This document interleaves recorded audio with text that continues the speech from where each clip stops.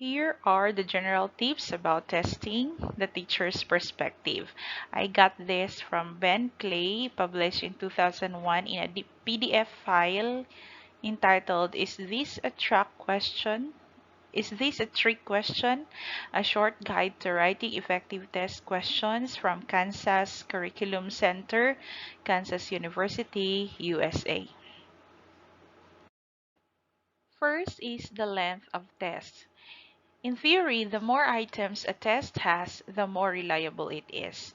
On a short test, a few wrong answers can have a great effect on the overall results. On a long test, a few wrong answers will not influence the results as much. A long test does have drawbacks. If a test is too long, and particularly if students are doing the same kind of item over and over, they may get tired and not respond accurately or seriously. So, if a test needs to be lengthy, divide it into sections with the different kinds of tasks to maintain the student's interest. Second, clear, concise instructions. It is necessary to give clear, concise instructions. It is useful to provide an example of a worked problem which helps the students understand exactly what is necessary. What seems to be clear to the writer may be unclear to someone else. That is why, if you want a correct output, you should give an example, not only an instruction. Third, mix it up. It is often advantageous to mix types of items like multiple choice, true, false, essay, and a written exam, or to mix types of exam, a performance component with a written component. Weaknesses connected with one kind of item or component or in students' test-taking skills will be minimized. Fourth is test early. It is helpful for instructors to test early in the term and consider discounting the first test if results are poor. Students often need a practice test to understand the format each instructor uses and anticipate the best way to prepare and take particular tests. So that is why we can have shortened examinations if we have taken early tests. So to let the students practice the type of test that you'll be giving during the examination. The fifth tip is related to testing frequently. So it says test frequently.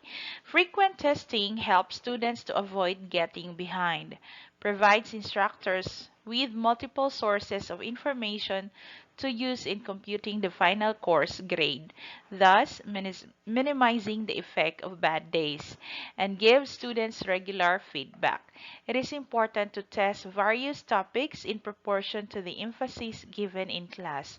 Students will expect this practice and will study with these expectations. So there are days when we have bad days and we cannot perform well in our classes or during the test. That is why it is also advisable that we give tests frequently so that out of five tests, you only have one bad day. So, and that you perform less or not so well, then it cannot affect a great deal of effect in your test results. Also, it will help students to be given feedback for the results, and also you need to consider that when you give a test, it should be in proportion to how did you teach it or how many times you give emphasis on that topic.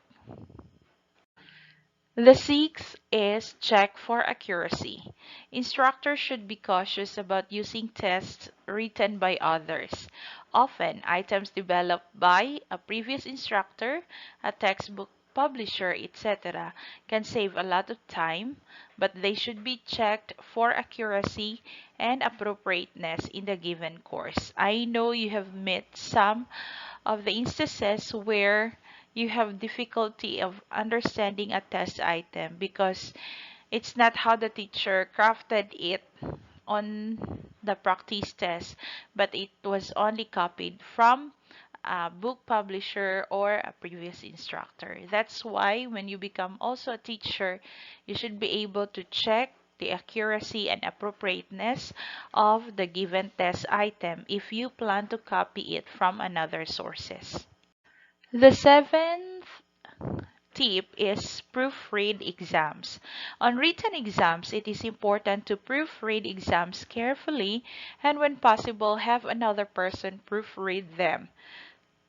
Tiny mistakes such as misnumbering the responses can cause big problems later. Collation should also be checked carefully since missing pages can cause a great deal of trouble. So that is why you should read and reread all the test items that you make.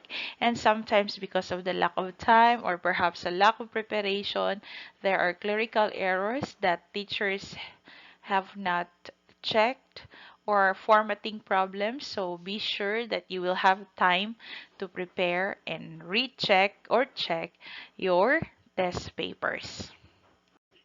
The eighth tip is for one wrong answer. Generally, on either a written or performance test, it is wise to avoid having separate items or tasks depend upon answers or skills required in previous items or tasks.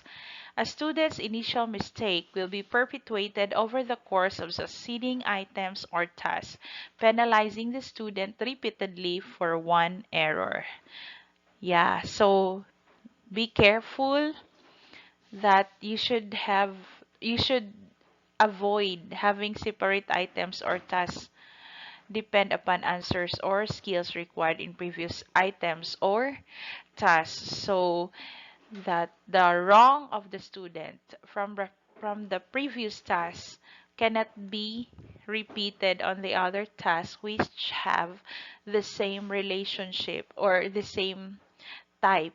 You should be checking it also, or else you are penalizing the students who are not doing well with that kind of task. The ninth is special considerations. It is important to anticipate special considerations that learning disabled students or non-native speakers may need. The instructor needs to anticipate special needs in advance and decide whether or not students will be allowed the use of dictionaries, extra time, separate testing sites, or other special conditions. In our case, the using of calculators, extra sheet of paper, or even a notebook under your test paper. So you should anticipate special considerations for that, whether you will agree or disagree. And then it's better if you can post in advance what are the things that they can bring and they cannot bring during the testing time or the examination period. Finally, number 10 is a little humor. Instructors have found that using a little humor or placing less difficult items or tasks at the beginning of an exam can help students with test anxiety to reduce their preliminary tension and thus provide a more accurate demonstration of their progress. That's why when you create a test, the easier one should be placed at the start so that students who can feel a little success at the beginning will enjoy the next part of harder test items in your test questionnaire. So place your test items in a progressing difficulty. So first test type should be easier than the next, and the items given there should be easier also than the next item. So thank you very much. Those were the 10 general tips of testing in the teacher's perspective. Good day.